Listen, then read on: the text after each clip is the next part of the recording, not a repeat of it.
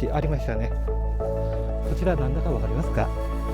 この3つ、このエビフライに似たような感じのやつなんですけど、これはリスが松ぼっくりを食べた後になりますね。通称エビフライと呼ばれてます。これが落ちてますんで、この木の上の方でリスが松ぼっくりを食べた感じになりますね。